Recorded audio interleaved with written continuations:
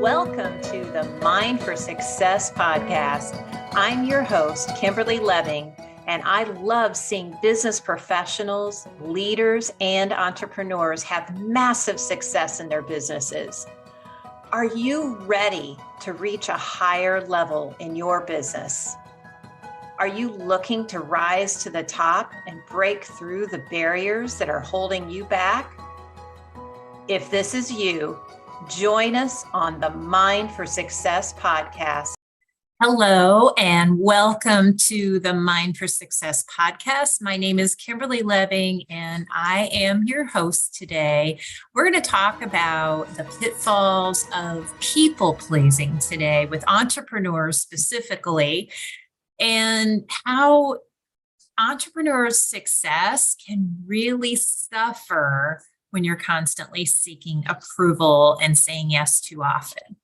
So I'm going to dive right in. This people-pleasing subject comes up so much in my clients that I work with that I wanted to do a specific podcast episode because I honestly thought it would help somebody out there that may be dealing with this themselves. One of the things that I see the most is one thing that everyone that has this problem has in common is their schedule is overwhelming. They're overwhelmed, they feel overworked, and they don't know how they're going to fit everything in. So when I see that, this is something that we tend to dig into a little bit deeper. So I'll give you some examples of some things that I see with other people, just specifically some clients that I've worked with. I'm thinking of one that I worked with. It's been a couple of years, and she had co-owned a business with her husband. And when she came to me, she was very overwhelmed, very, very frustrated, and really wanted to start working on her own type of business, but didn't have the time. And she didn't have the time for it because she was literally saying yes and people pleasing all through the day. And what happened is it was leading to resentfulness because she was in business with her husband. There was some things going on in the relationship that weren't the best. Whenever a employee or anybody within the business would come to her with a problem, she would literally drop everything and try and resolve it on the spot. And when she'd do this, she kept putting her own stuff, her own things that she wanted to do would get pushed back. And then every single day, at the end of the day, she'd be frustrated that she didn't get to work on the goals and the dreams that she had, knowing full well that if she wasn't saying yes to all these things, and some of them not even her job, that it would affect her, that she would have the time. So second person, similar thing. She was saying yes too often. And this person was in the real estate business. She was saying yes too often and ended up in a leadership role in her company and didn't even want to be there. And it had to do with that, getting that validation from other people and people pleasing. And so it really literally sucking the joy out of her life because she was doing something that she really didn't want to do. And I'll be honest, I've been in that role before where someone said, "Hey, can you do this? You'd be great at this, whatever leadership," and then saying yes to it. And then realizing, probably months later into it that, oh gosh, I said yes to this because of the validation, because of the people-pleasing aspect, not because it aligned with my goals, not because it was something that aligned with me. So that's a side note. So I can totally relate to this also. And then the third person, it showed up a little bit differently for him. And he's a financial planner. And what was happening with him is he was spending so much time, more time on prospects and on clients and people that maybe were potentials, but wouldn't really commit, because he didn't want to tell them no, or he didn't want to cut off the conversation, or, he felt like he was just constantly needing to talk and get validation, sort of. So that was showing up differently because his schedule was overwhelmed because he was literally talking more than what he needed to be. And not to say it's not good to have conversations, but these were going way over and above what was really needed for his business. And it was sucking up all of his time. So knowing all this, the next thing I want to point out is the deeper reason behind the people pleasing. So I know there's probably tons of things and people that have told you, and you probably already know, you've had people say, well, just say no, set some boundaries. Sometimes that's easier said than done because it's linked. There's a much deeper reason. It's linked to our self-worth. It's linked to confidence. It's linked to so many other things. And what we're doing is we're seeking outside validation for something that we really need on the inside. And it goes really deep. And whenever we're seeking that outside approval, nothing really satisfies. So what ends up happening, and this is what I see with really these 3 examples I gave you, I saw in every single one of them, it creates a really big vicious cycle. So there is guilt if you say no. There is because if you say no, you might offend the other person. You might, you're very hyper aware and worried about what the other person thinks. And then if you do say no, the other side of it, if you end up saying yes to it and you do commit, the other side of that is you end up with guilt about what you're not doing in your own business and how maybe your family or your personal relationships are suffering because now you've said your schedule's overwhelming. You're not getting the things done that you want to do. You're not hitting the goals that you want to hit. You're having some success, but you're not getting all of it done. Not that we really ever get everything done, but there's a cycle of guilt that happens with this people pleasing thing that goes on with people. And it's really tough to get out of. And although, yes, you can just set the boundaries and say no, I know what I've seen and what I've done even myself in the past is the internal anguish that comes with that clutters up my decisions, and theirs too, clutters up your decisions. It clutters up your ability to see because you are so concerned about whether or not, about the approval. I mean, it's all about the approval from somebody else. And it can affect, think about this a minute on how this can lead to a lack of confidence in your own abilities.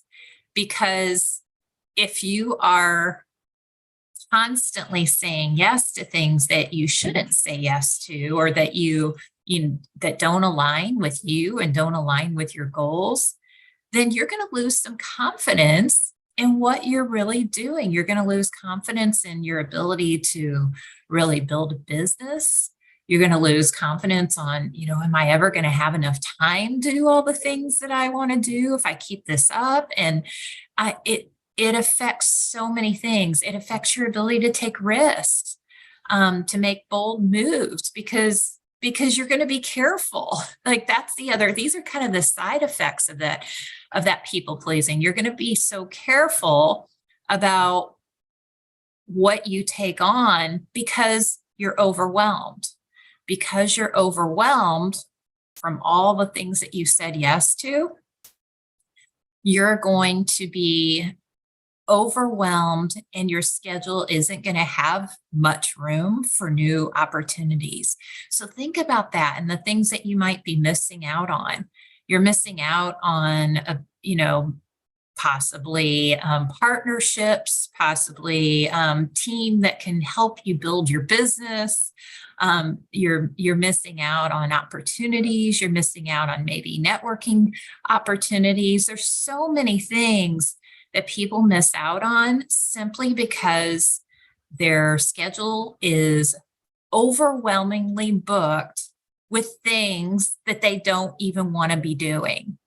So, I mean, I know I can relate to this too, but I think about it also shows up in volunteering. There is nothing wrong with volunteering. And I absolutely, I encourage it with people because there's something to be said with giving back and all of that. But when I see people that are constantly, they're the person that people will go to if they need to, well, we need to head up this thing for this fundraiser or this thing for this.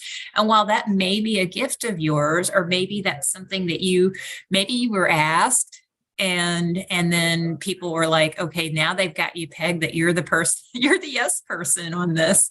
And so it really does, it affects everything. And what's shows up for people is they'll say yes, and maybe it is a cause that they're behind, or maybe it's whatever it is, it's a thing that they really want to be behind, they really want to support, but it doesn't support their goals. It doesn't support, or maybe it's not aligned with them. And that alignment is really important, because if you're saying yes to so many things that you can't get your own goals in, your own purpose for being here on this planet and helping and serving other people, if you can't accomplish that because you're busy over here doing all these other things for other people, you're gonna really feel deflated. You're gonna feel off. You're gonna feel deflated, and you're not going to get to the level that you want to get to in your personal life, and it'll show up in your relationships. It shows up in so many other places. So it's so important to be able to get to the bottom of that and really dig in to the why behind it, because just saying no, like I said, that's just going to create more inner turmoil for most people, because there's usually a deeper reason behind it, usually much deeper. And a lot of times, I talk to people about, their internal filters. And what I mean by that is, we are programmed at a very, very early age. And both good and bad. Like, there is no good and bad, actually. It's just we get insights from our beliefs. This is where our beliefs form, and they're from the people that we grew up around, our parents, our siblings, our whoever raised us. It comes from our internal language, the language that we heard. It comes from our belief system. It comes from just all this information comes at us, and we don't know how it's going to show up. And what happens is, whenever, for instance, the first example I did, the co-owner with her husband, that had that company, and these employees would come in, her filter said that she didn't feel like she was enough. She didn't feel worthy. So when an employee would come in and make a request, she was answering out of that filter. She was responding out of that filter, and it affected every single aspect of her life. This is not just business. This affected her relationship with her husband. It affected her spiritually, and it affected her ability to create a business that she really wanted. So it's really important to dig into this. It's not a light thing, yet so many times we want to push this stuff off to the side or ignore it. We don't really want to dig in because I don't know, sometimes that feels hard. It doesn't have to be, but sometimes it does. Sometimes it feels really hard.